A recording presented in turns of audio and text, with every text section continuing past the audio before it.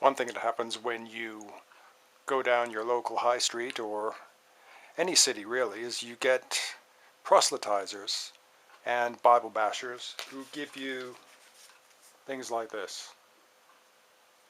It's called a tract. This is their way of evangelizing. And over the past few months I've picked up quite a few of these. This is just some of them here. And we have these little white ones here. These are given out by the exclusive brethren, or Plymouth Brethren as they like to be called now, but they are very exclusive. Very much us and them. So we'll be looking at those at some point. You get your general flyers for churches. And if you're lucky enough to happen upon some Jehovah's Witnesses, you get these. Entire books. Because as you know, the Watchtower Tract Society, they're big on publishing. Because why go out and do good works when you can just throw books at people? We're going to have a look at these in a minute. Questions young people ask. Answers that work. Well, work for Jehovah's Witnesses, I'm sure. It's Volume 1 and Volume 2. I don't know if there's a Volume 3. So, let's have a look. What's the most interesting? Volume 1, dealing with family, your identity, in and out of class, sex, morals, and love. Of course, sex has to be in there somewhere. Self-destructive behavior. I wonder what they consider self-destructive. Your free time, your worship. What free time? Jehovah's Witnesses are always at church. Okay.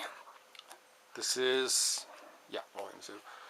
The opposite sex, life changes, friendship issues, school and your peers, money matters, your parents, recreation, your spiritual growth.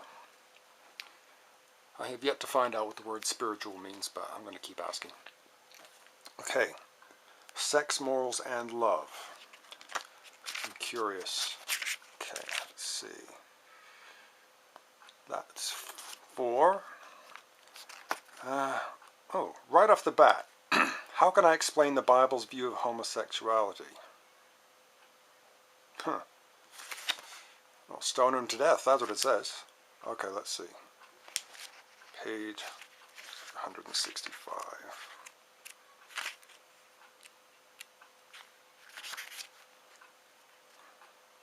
Aha! 2 women. How can I explain the Bible's view of homosexuality? The awards ceremony erupts into a frenzy when 2 popular actresses greet each other with a passionate kiss. Onlookers gasp in shock. I don't think it was a gasp in shock.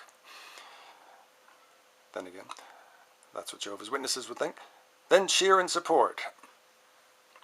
Gays call it a triumph. Skeptics call it a publicity stunt. Video clips of the kiss will be aired repeatedly on TV newscasts and elicit millions of hits on the internet for days to come. I don't know if this was the Madonna kiss with Britney Spears or something else which I must have missed. Let's see, how hard is this going down? Let's look at the headings here. What does the Bible say about homosexuality? The Bible makes it clear that God designed sex to be engaged in only between a male and female and only within the arrangement of marriage. That's, of course, in Genesis at the very beginning. And Leviticus and Proverbs. Well, we know about Leviticus. Do they mention what the actual line here is? I think the Leviticus line is about, if it's 2 men, it's an abomination. When the Bible condemns fornication, it is referring to both homosexual and illicit heterosexual conduct. Now, you'll hear that a lot from theists, be they Christian, Jehovah's Witness, Mormons. They will say, oh yeah, I know we are condemning homosexuality, but we're also condemning illicit heterosexual behavior like adultery. So they're putting it all together in the same category of sin. It's bad, you can change, Jesus will help you change, yada, yada, yada. Okay, when the Bible condemns fornication, it's referring to both homosexual and illicit heterosexual conduct. Yeah. What's your view of homosexuality, young Jehovah's Witness? I don't hate homosexuals, but I can't approve of their conduct. This is supposed to be a typical JW kid response. Remember, if you're guided by the Bible's moral code, then that is your lifestyle choice, and you have a right to it. Joshua 24:15. Don't feel ashamed of your view. Psalm 119:46. Shouldn't Christians respect all people regardless of their sexual orientation? Absolutely. The Bible says, honor men of all sorts, or as today's English version renders it, respect everyone. Oh, does the Bible really say that? Therefore, Christians are not homophobic. Well, they shouldn't be, I think is what they're saying. Not in this day and age with civil rights pressure, which is making it difficult for all churches at the moment. And besides, they want to have homosexual people. They want to have everyone join their church because that means the numbers will grow, more people to contribute or to tithe. And also they can say, yeah, we have a gay couple over there, but they've decided to abstain from sex or change their sexuality altogether. What a triumph. Okay. They show kindness to all people, including those who are gay. Matthew 7:12. I'm not quite sure if Matthew 7:12 says including those who are gay. Because in the Bible time, I don't really think they understood what being gay was. Doesn't your view of homosexuality encourage prejudice against gays? Not at all. This is just like speaking to a Jehovah's Witness in the street. You put forth something to them which is a bit controversial, and they say, no, that's not true at all. But all you have to do is listen to an ex-Jehovah's Witness, and they will tell you, yes, it is true. They do condemn gay people. They are very exclusive. They'll shun you at the drop of a hat for anything. Holding hands with your loved one, smoking, so on and so forth. I reject homosexual conduct, not people. So we come back to this idea of, yeah, you can be gay. That's fine. Come into our church. But don't act it. If you're a man, dress like a man. If you're a woman, look like a woman. If you're a couple, don't hold hands. And do not go home and have sex. But you can be gay. So it seems that they are accepting, perhaps tolerating, the fact that people are gay. They don't seem to believe that people are born that way, because God wouldn't do that, right? So they see it as a lifestyle choice. I really don't understand what theists, especially Jehovah's Witnesses, think homosexuality is. I'll have to put that to them, because of course they don't know any gay people. Okay, you could add, to make a comparison, I also choose not to smoke. Here we go. In fact, I find the very idea repugnant. But suppose you're a smoker and you feel differently. I wouldn't be prejudiced against you for your view, just as I'm sure you wouldn't be prejudiced against me for my view. Am I right? The same principle applies to our differing views on homosexuality. So, yeah, like smoking, you can just decide one day, perhaps with a little bit of therapy, that you're going to chuck this away. And bam, you're no longer gay, because it's just like something you pick up when you're 14, like a cigarette. And you can be an ex-smoker and an ex-gay. Yep, just like heterosexuality. One day you can be heterosexual, but if you choose not to be, like, I don't know, monks, you just give it up. It's gone, of course. Didn't Jesus preach tolerance? If so, shouldn't Christians take a permissive view? of homosexuality. Okay. Jesus didn't encourage his followers to accept any and all lifestyles. Rather, he taught that the way to salvation is open to everyone exercising faith in him.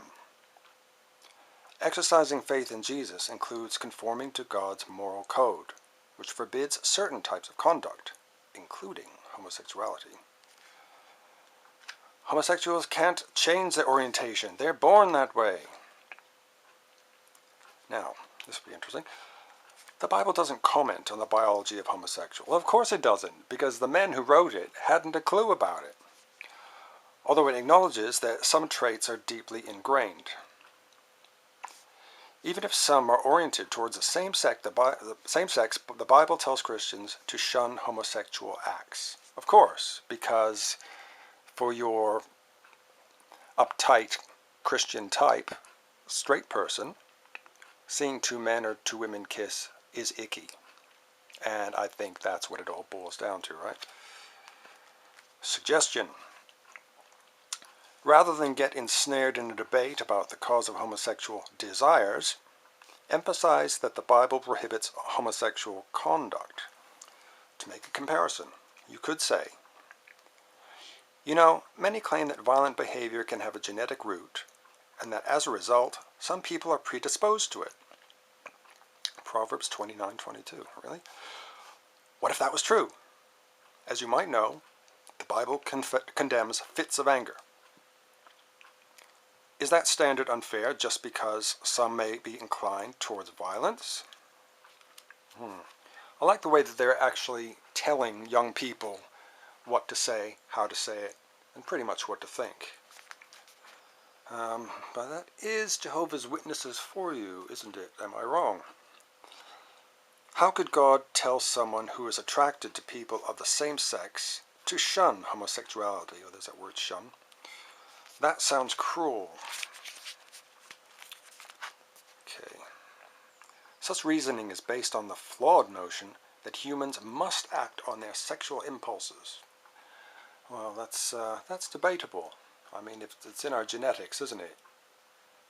You know, the hormones start at a certain age, and you are compelled in some way to act upon the sexual urges.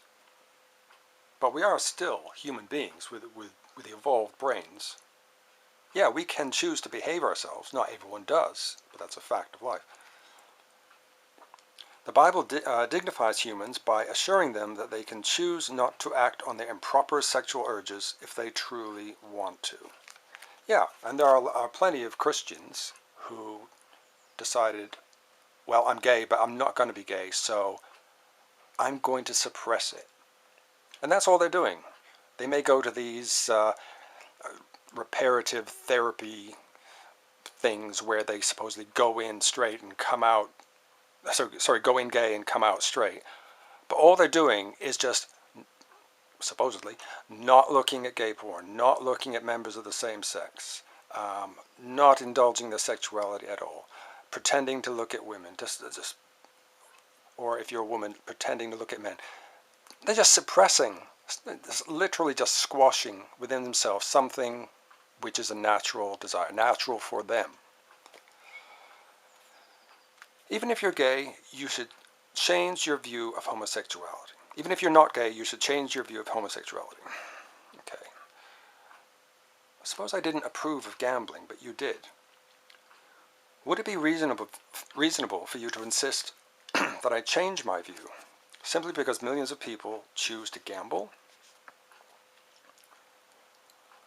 Again, they're putting things like smoking and gambling in the same category as sexual desire, which is, again, it's part of your DNA. Smoking and gambling, well, it can be argued. It can get into your DNA, I suppose, in a way, but it's not the same. It's not as ingrained, it's not as part of you as sexual desire. That is something else. And we're talking about more than that. We're talking about love, who you fall in love with. That is a whole different category altogether. Okay, how much more is there? Okay. Remember this. Homosexuals, along with most people, have some ethical code that causes them to deplore certain things, perhaps fraud, injustice, or war.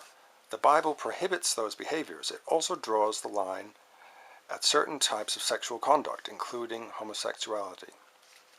The Bible is not unreasonable, Freudian slip, nor does it promote prejudice. Let's see that again. Nor does it promote prejudice. Somehow I think they've got that slightly wrong. It simply directs those with homosexual urges to do the same thing that is required of those with an opposite sex attraction, to flee from fornication. I don't know. I'm not sure about that. I mean, if there is a part in the Bible which says adulterers and fornicators should be stoned, then yeah, that's true, because gay people are supposed to be stoned. Not that it's going to help the situation, it's just going to leave a bloody mess. The fact is, millions of heterosexuals who wish to conform to the Bible standards employ self-control despite any temptations they might face. Their number includes many who are single with little prospect of marriage and many who are married to a disabled partner who is unable to function sexually. They are able to live happily without fulfilling their sexual urges. Those with homosexual inclinations can do the same if they truly want to please God. So it's all about pleasing the angry guy in the sky. And let's just have a look at that again. Millions of heterosexuals who wish to conform to the Bible standards employ self-control despite any temptations they might face. Their number includes many who are single with little prospect of marriage, and many who are married to a disabled partner who is unable to function sexually. Well, there's not much of a choice you would have there if you are married to a disabled partner and sex was a problem. Again, what they're saying is you can switch off your sexual desires. You can choose not to love somebody or to fall in love. And why would anyone want to deny that to themselves or to anyone else? It's like, heterosexuals, yeah, you can fall in love, you can have sex, you can do all this, but gay people, no. You can be gay in name only, mention it maybe once, then come to our church, sit down, and shut up. Well, I think that's quite enough from that. Questions young people ask. Answers that work. I'm not entirely sure if it does work. I think next time we're going to have a look in this, because I like these books. They're fascinating. And no doubt there's something in this one about sex as well. Let's see, the opposite sex. Dating, secret dating, how far is too far, why stay a virgin? Could be interesting.